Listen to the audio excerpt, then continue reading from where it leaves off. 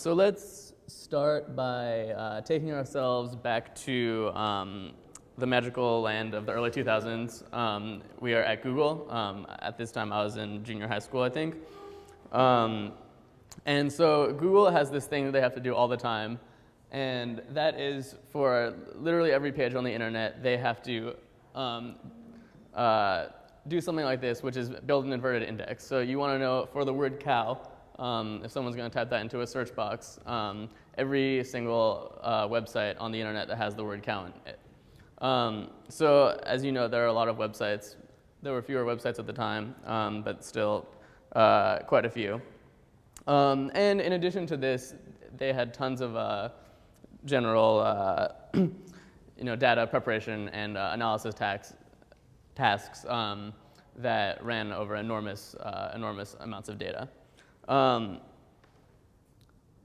Here we go. So it's hard to do that on a single computer. Even really powerful, fast supercomputers, it's hard to do it on, and they are very, very expensive. So the basic idea that they came up with was you get a cluster of tens, hundreds, thousands, 10,000s of commodity machines, and you get them all to work together on solving these types of problems. So that is all nice and dandy, but if I want to be doing like basic web analytics, if I want to be building a search engine, I don't want to have to think about all the, oops, yeah, I'm using the wrong computer, thank you. I don't want to have to be thinking about all the complications that arise when you're trying to build distributed systems. You know, anything can fail at any time, so you have to maintain some sort of consistency. It gets very complicated and very unhappy very quickly. So these people at Google came up with this idea, and this idea was MapReduce. So how does MapReduce work? At a very high level, you as a MapReduce programmer write your program in terms of two functions, map function and a reduce function. And the framework pretty much takes care of the rest. So what are these functions? Well, let's get that a little bit later. So what are these functions like? What a map function does is it takes as input some key value pair, and then it just outputs some other key value pair. The reduce function, so in between map and reduce, this magic happens where, we don't have a whiteboard, do we? No, it's too small. This magic happens where all the keys that were outputted from the map function, all the values corresponding to them get combined, sorted together, and sent to a reducer. So I'm going to go into this a little more heavily in the next slide. And so a reducer also gets a key with a list of values that correspond to it as input, and outputs something else. So let's look at sort of the canonical MapReduce function, or the canonical MapReduce program is word count.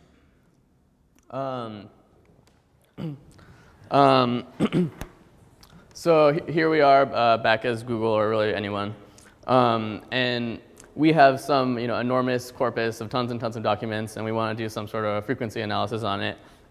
So for every word that shows up in those documents, what we would like to be able to do is output a count of how many times that word appears in all the documents. So we start with our map function. And our map function is very simple. Each input to the map function is one of the documents in our corpus. And an output is, so we take that document, we read it, we parse out, tokenize all the words, and then for each word in that document, we are able to output that word mapped to the value 1. Does that make sense? We're saying there's one of that word in that document.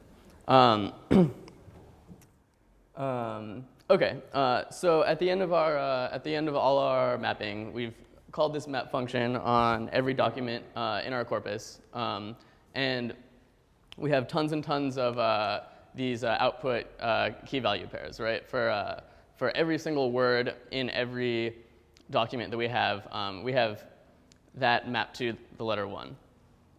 So this magic happens in between map and reduce, where for all the keys, for all the output keys of our map function, the ones that are the same are grouped together. So the word cow,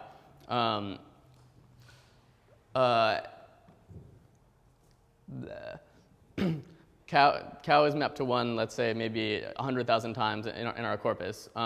So we go to all those things, and a single reducer gets cow as a key and then 100,000 ones as the value.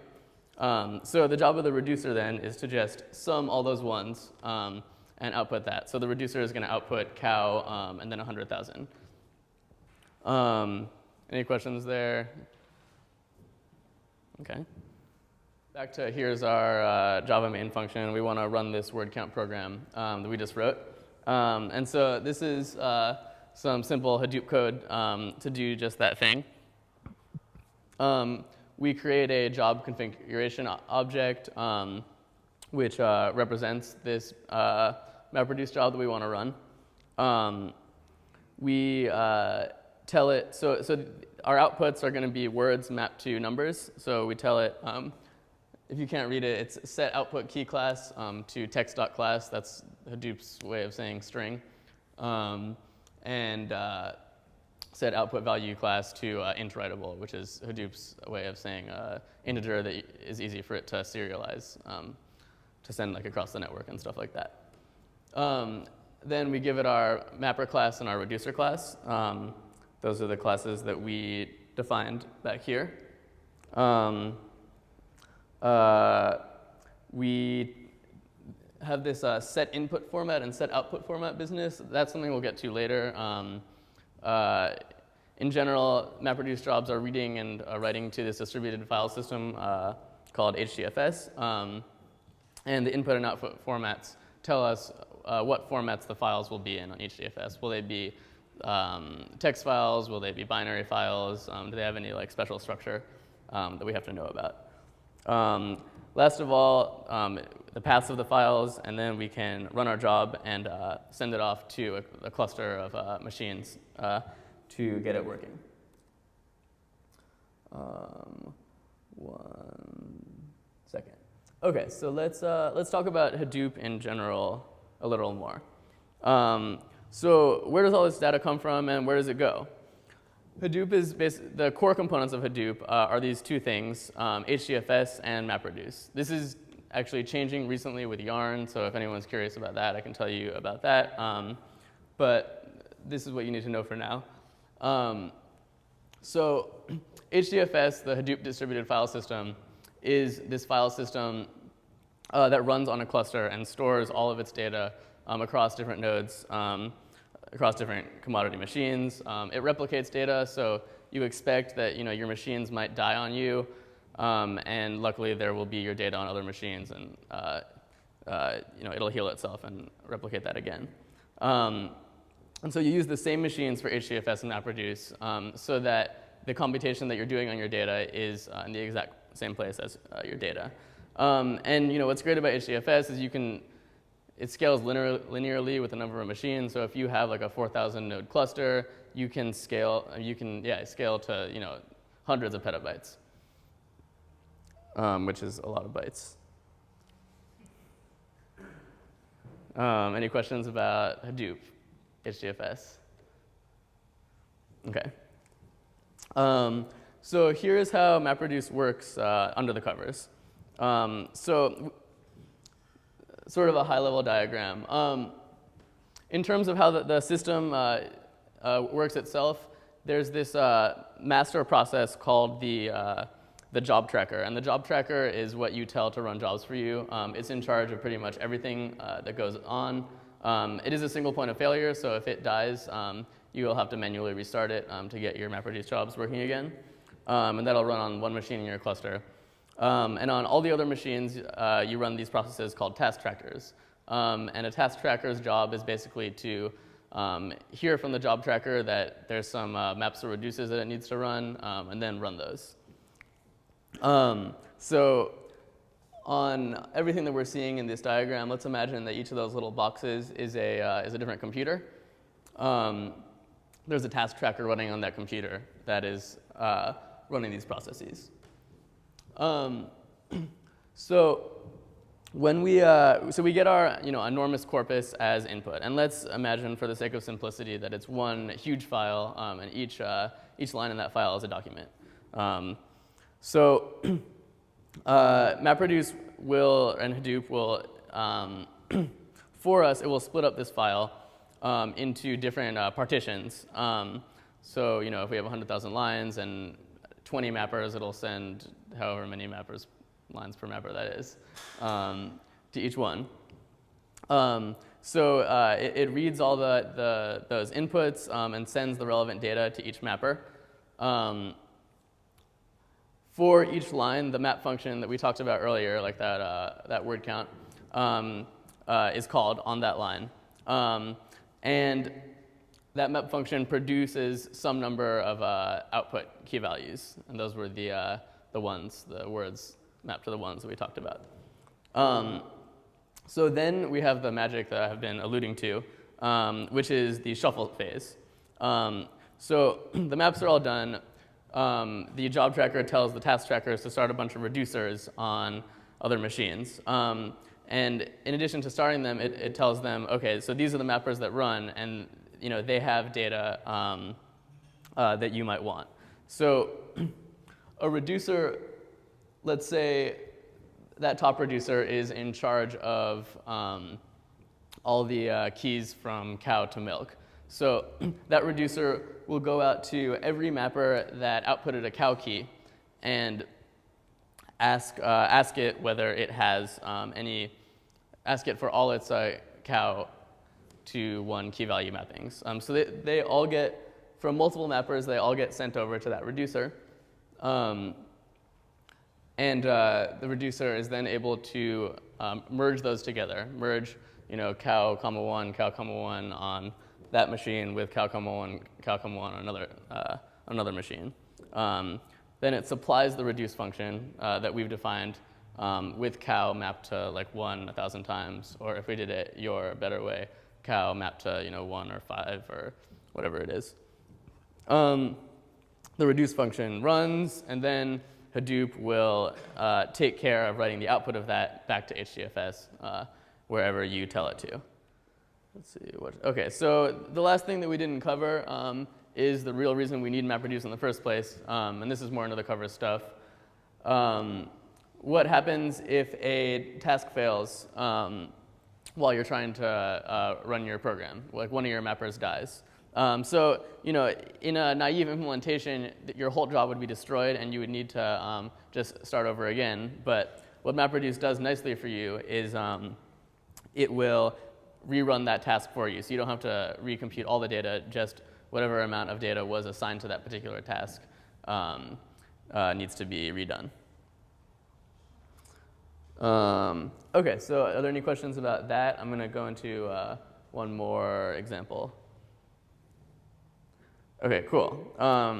So another canonical MapReduce example is a program to calculate pi.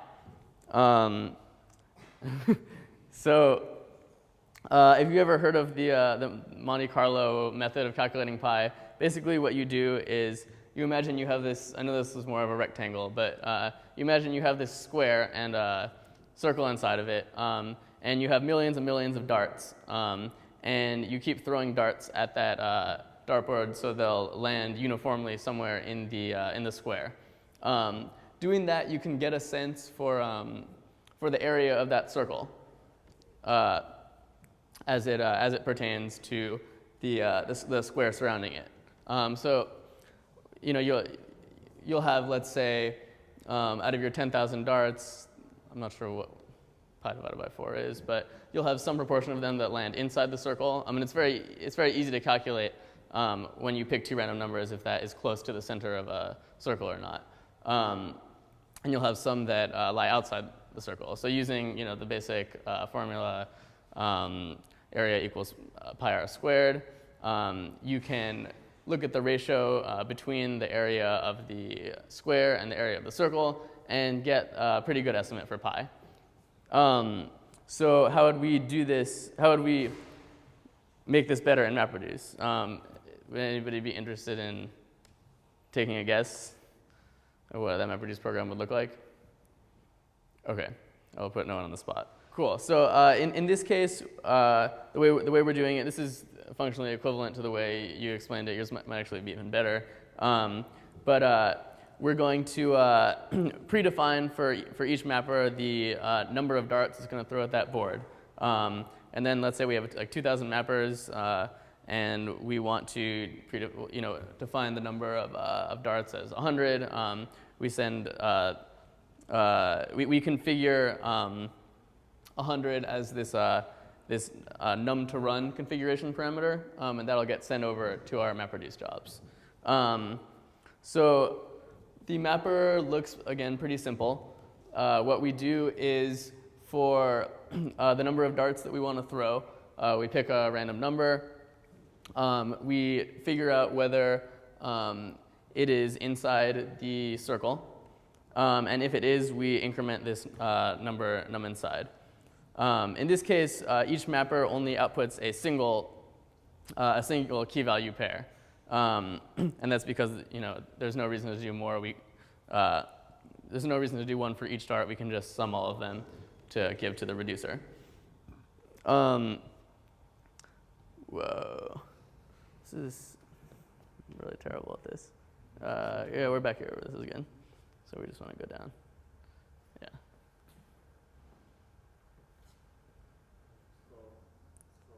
Scroll. Oh, I see. We touched the side of the screen. Where'd it go then? Oh, okay, wrong slide.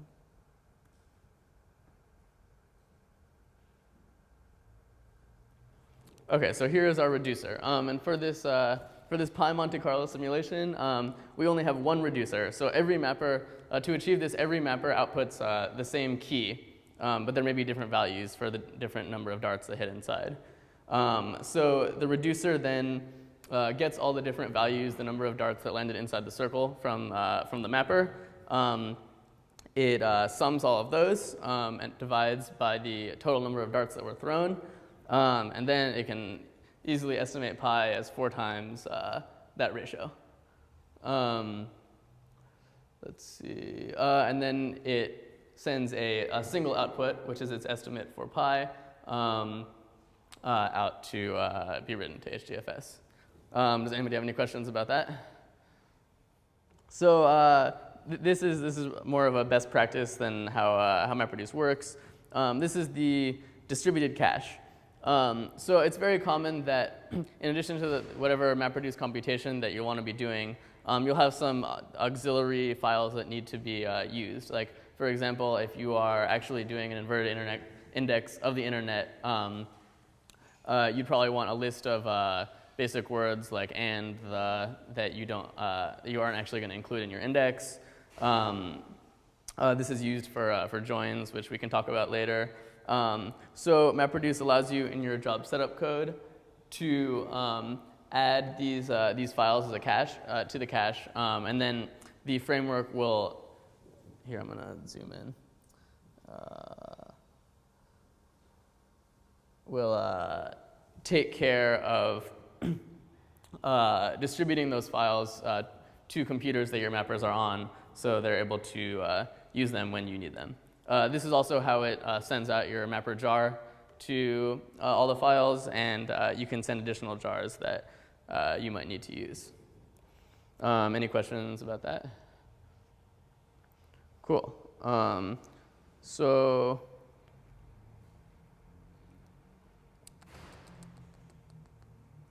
what's so great about MapReduce? What's so great is that it scales linearly with either the size of the data or the complexity of your analysis if you use the right algorithms. So it's great for both doing data parallel type algorithms like the word count that we talked about, where you have tons and tons of data. Let's say you have logs for your website, terabytes and terabytes, and you want to look for, see if a certain word appears in them. Hadoop is great for that. It's also great for these types of analytic tasks like the Monte Carlo simulation to calculate pi that we talked about, as well as all sorts of machine learning.